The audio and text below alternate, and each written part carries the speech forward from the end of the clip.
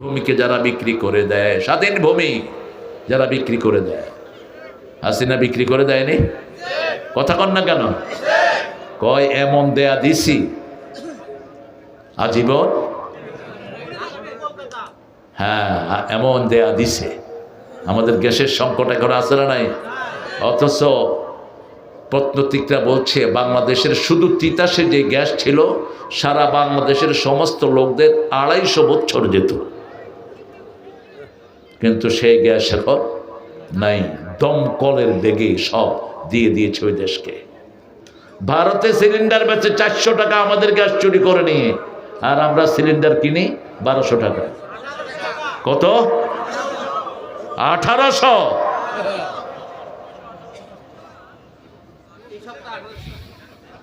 জবাব দিতে হবে বোন। তুমি কামাই কিচ্ছি, তুই কি করস নেই? ওই যে ছেলেরা পোলাপানের নাটক ঢুকায় দিছে, আদম থেকে এই পর্যন্ত যত গুনাহ সব তুই করছ। দ্বিতীয় মহাযুদ্ধ হয়েছে তোর কারণে, স্বামী স্ত্রীর তালাক হয়েছে তোর কারণে, কিলাকিলি সব হয় তোর কারণে। তুই কি করস নাই? আমাদের ছেলেরা অনেক ট্যালেন্টেড, খুব ব্রেনে আমাদের ছেলেরা। হাসিনা কোন প্রেসিডেন্টকে জড়ায়া ধরছে, পোলাপান নিচে দিয়ে লেখছে কি কইবি ক, তুই কইলে আমি কমু হ। পোলাপান যে উপস্থিত, দেরি করতে হয় না। ঠিক না বা ঠিক? এই জন্য কোরআন আছে যেখানে শান্তি আছে, কোরআন নাই যেখানে শান্তি নাই। আমরা প্রতিদিন কমসে কম 1 পারা পড়বো। কয় পারা? 1 পারা। আপনার শরীরের যে ডায়াগ্রাম, শরীরের যতগুলো অঙ্গ প্রত্যঙ্গ, এগুলোর হক আদায় করতে মিনিমাম 2.5 পারা পড়া দরকার। রাসূল প্রতিদিন সূরা বাকারা পড়তেন, প্রতিদিন 5 পারার মতো পড়তেন রাহমাতাল লিল। ইবনে ওমরকে বলছেন, ইবনে ওমর প্রতিদিন 1 মঞ্জিল করে পড়বা। 1 মঞ্জিল, কোরআনটা 7 মঞ্জিলে বিভক্ত। কয় মঞ্জিল? 7 মঞ্জিলে বিভক্ত। আলেমরা যারা আপনাদের সামনে কথা বলে আলেম নামে পরিচিত, এরা পড়বে 5 পারা। কয় পারা? 5 পারা। সাধারণ মানুষ পড়বে 1 পারা। রাসূল বলছেন 10টা আয়াত যে দাঁড়িয়ে পড়ে, গাফেলদের মধ্যে তার নাম লেখা হবে না। 100 আয়াত যে দাঁড়িয়ে পড়ে, নেককারদের কাতারে আল্লাহ তার নাম লিখে দিবেন। এজন্য জাতীয় কবির জন্য দোয়া করি, তিনি কোরআনকে ভালোবাসতেন। যেন কানে শুনি সদা তোমার কালাম, হে খোদা চোখে যেন দেখি শুধু কোরআনের আয়াত, শুনো আমার মুনাজাত। আলহামদুলিল্লাহ বলেন। শোনো শোনো বলেন, শোনো শোনো ইয়া ইলাহি আমারি মুনাজাত, শোনো আমারি মুনাজাত। মসজিদের ঝাড়ো বারদার হোক আমারে হাত, শোনো আমার মুনাজাত। কোন দোয়া এনে কোথায় লাগাচ্ছে দেখেন। ইব্রাহিম আলাইহিস সালামের দোয়া এনে গানের ভিতরে ঢুকায় দিচ্ছে। মসজিদ ঝাড়ু দিয়েছেন ইব্রাহিম আলাইহিস সালাম। কে দিয়েছেন? আল্লাহ বলছেন তাহহির বাইতি লিত তাইফিনা ওয়াল আকিফিনা ওয়ার রুকআইস সুজুদ। হে ইব্রাহিম এবং তার ছেলে বাপ্পু দুইজনে মিলে কাবা ঘর বানিয়েছো, এখন এটাকে পবিত্র করে দাও রুকুকারী সেজদাকারী তওয়াফকারীদের জন্য। রাসূল বলছেন যারা মসজিদে গিয়ে মসজিদ ঝাড়ু দেয়, যত মানুষ সেজদা দিবে সবার সওয়াব আল্লাহ তাকে দান করে দিবেন।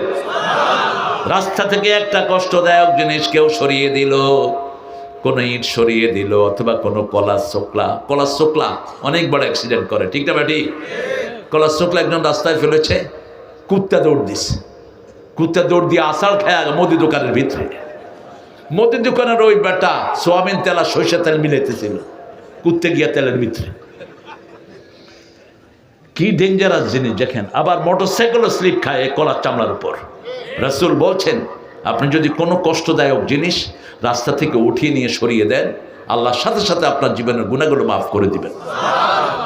আবার এটা ঈমানের শেষ অক্ষর, ইমাতাতুল্লাহ দানি তরিক আল ঈমান বিদউন ওয়া সাবউনা শুবা ফাফতালুহা কাউলু লা ইলাহা ইল্লাল্লাহু আদনাহা মাতাতুল আদানি তরিক। রাসূল বলছেন ইমানের 70টি শাখা। বুখারীর বর্ণনা। প্রথমটি হলো লা ইলাহা ইল্লাল্লাহু মুহাম্মাদুর রাসূলুল্লাহ সাল্লাল্লাহু। শেষটি হলো রাস্তা থেকে কষ্টদায়ক জিনিস সরিয়ে দেয়া। রাস্তা একটা গর্ত, আপনার বাসার পাশে গর্তটা, আপনি মাটি দিয়ে গর্তটা বন্ধ করে দেন, আপনার জীবনের গুনাহ মাফ করে দিবেন কে? একটা গাছ পড়েছে রাস্তায়, আপনি গাছটা কেটে পরিষ্কার করে দেন, সাথে সাথে আল্লাহ আপনাকে জান্নাতের খবর দিবেন। বুখারীতে হাদিস এসেছে, মদিনাতে একবার তুফান হলো। কি হলো? তুফান। তুফানে গাছ পড়ে না? গাছ পড়ে রাস্তা বন্ধ হয়ে গেল। একজন সাহাবী রাদিয়াল্লাহু আনহু আরদা গাছটা কেটে রাস্তা পরিষ্কার করে দিয়েছেন। সাথে সাথে রাসূল সাল্লাল্লাহু আলাইহি ওয়াসাল্লামের মাধ্যমে আল্লাহ ওই সাহাবীকে বেহেশতের খবর দিয়ে দিয়েছে। আপনি কারো রাস্তা বন্ধ করবেন না, কারো খাওয়া বন্ধ করবেন না। মানুষকে যদি আপনি খাওয়ান, আপনার উপর খুশি হবেন কে? আল্লাহ বলবেন কিয়ামতের ময়দানে, আমি ক্ষুধার্ত ছিলাম, তুমি আমাকে খাওয়াও নাই। আমি বিবস্ত্র ছিলাম, তুমি আমাকে বস্ত্র দাও নাই। মানুষ বলবে কাইফা হাদা ইয়া রব, এটা কেমন কথা? আপনি ক্ষুধার্ত ছিলেন, আল্লাহ বলবেন আমার এক গোলাম ক্ষুধার্ত ছিল, তাকে খাওয়ালেই সেখানে আমাকে পেয়ে যেতে। আবার রাসূল বলছেন আলাইকুম হাক্কুত তারিক, তোমরা যদি রাস্তায় বসো 5টা হক আদায় করবা। কয়টা? এই 5টা হক আদায় করা ছাড়া রাস্তায় বের হবা না। 1 নম্বর হক ইফশাউস সালাম, মানুষকে কি দিবা? সালাম দিবা। আগে যে সালাম দেয় তাকে অহংকার মুক্ত করে দেন কে? আপনি কম্পিটিশনে থাকবেন, আপনার আগে যেন কেউ আপনাকে সালাম দিতে না পারে। এটাই করতেন রাহমাতাল লিল আলামিন। কিন্তু আমরা বসে থাকি, এই তুই সালাম দিলি না কেন? এই ছেলেটা কাঁদে দেখতো, আরে মিয়া তুমি মাথায় টুপি দিছো, তুমি তো আগে সালাম দিবা। ঠিক না বেটি? সুন্নত আছে যেখানে, আমল আছে সেখানে। তোমার মাথায় গায়ে জুব্বা, মাথায় টুপি, তুমি আগে সালাম দাও। যে কোনো মানুষকে সালাম দিলে বরকত আছে না নাই? দেখেন এক আলেম একটা ইংলিশ মেয়েকে সালাম দিয়েছে, আসসালামু আলাইকুম ওয়া রাহমাতুল্লাহ। ওই ইংলিশ মেয়ে তাকে উত্তর দিয়েছে আলাইকুম। ও তো সালাম বুঝে না। এখন ইমাম সাহেব বলছে, মা তুমি যেভাবে বলেছো সালাম এইভাবে দেয় না, সালাম দিতে হয় যেটা শুনেছো ওটার সাথে শুধু ওয়া লাগাই দিবা, ও আলাইকুমস সালাম ও রাহমাতুল্লাহি ওয়া বারাকাতুহু। এটা পড়তে পড়তে মেয়ে কালেমা পড়ে মুসলমান হয়ে গেছে। বলছে এটা আমি কোথায় পাবো? বলছে একটা বুখারী নামে একটা বই আছে, গো টু দ্য ইন্টারনেটে বুখারী সার্চ দিলে আছে কিনা, বাস আপনি যে কোনো জিনিস দিয়ে দাওয়াতি কাজ করতে পারেন। একজন মাদ্রাসার ছেলে একটা হিন্দু মুচি জুতা শিলায় যে এদেরকে কি বলেন? মুচি। এই মুচিকে চামার করলে বেশি খারাপ হয়ে যায়, একটু আদর করে কর, তাছাড়া তো ভালো কাজই করে। চামার করলে একেবারে বেশি নিচে নেমে যায়। মুচি যেমন সেলুন করলে একটু ভদ্র, যদি কোন নাইত্যা হইল। মাছের ব্যবসা করে, ওরে কি করবেন জানলে? মাছের ব্যবসা তো এখন ভালো ভালো লোকেরা করে। মাছের ব্যবসা করে না কে? কোটিপতি, অনেক কিছু করে।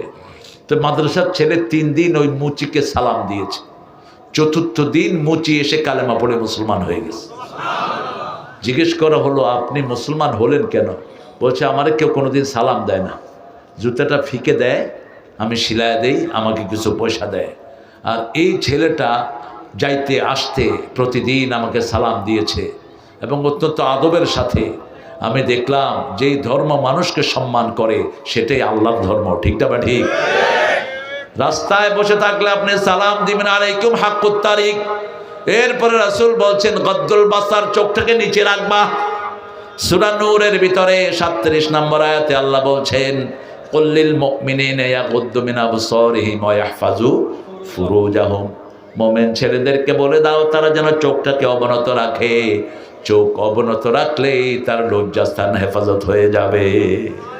বানিয়েছেন কে? কোনটার সাথে কোনটার লিঙ্ক এটা জানেন কে? আল্লাহ জানেন। চোখের সাথে লজ্জাস্থানের লিঙ্ক। ছেলেরা কয় হুজুর একবার তো দেখা জায়েজই আছে। না, এটা না। আপনি রাস্তা দিয়ে যাচ্ছেন, অনেক অন্য ধর্মের মেয়েরা আছে, ঠিক না? ঠিক। হঠাৎ করে আপনার চোখের সামনে পড়ে গেল, আপনি আস্তে করে নিচের দিকে চোখ নামিয়ে বলবেন নাউযু বিল্লাহ অথবা আউযু বিল্লাহি মিনাশ শাইতানির রাজিম। তাহলে আপনার অন্তরে শয়তান কোনো প্রভাব ফেলতে পারবে না। আর ইচ্ছা করে যদি হিন্দু ভাইদের পূজায় যায়, অনেক ছেলে আছে না নাই, তারপরে বিভিন্ন মেলা যায়, কি দেখতে যায় বলে? ওই যে কি দেখতে যায়, তুমি সত্য কথা বলছো, এরা চুপ করে রয়েছে। কি দেখতে যায়? মাইয়া দেখতে যায়। মাইয়া দেখতে যাওয়ার দরকার নেই, তোমার জন্য তো আল্লাহ একটা বিবি রেখেছেন। রাসূল বলছেন বিয়ের আগে তুমি দেখবা, মেয়ে ছেলেকে দেখবে, ছেলে মেয়েকে দেখবে। কিন্তু আমাদের দেশে একতরফা মেয়েকে দেখা হয়, মা একটু হাঁটো তো, একটু বসো তো, সবাই গিয়ে দেখে। কেন সবাই দেখবে কেন? বাপও দেখা জায়েজ নাই। বহু বাপ ছেলের জন্য মেয়ে দেখতে গিয়ে নিজে বিয়ে করে বেরোইছে। আমাদের দেশে ওলি আছে না, আমার এক ছেলে বিচার দিছে, আমার মাইয়া দেখতে গিয়ে আব্বা বিয়ে করে বলেছে। বাপ নিরাপদ না, ইসলাম আছে যেখানে শান্তি আছে দেখবে মেয়ে, মা এবং ছেলে, ঠিক না? ঠিক। প্রধান এলিমেন্ট হলো ছেলে। ছেলে দেখবে মেয়েকে।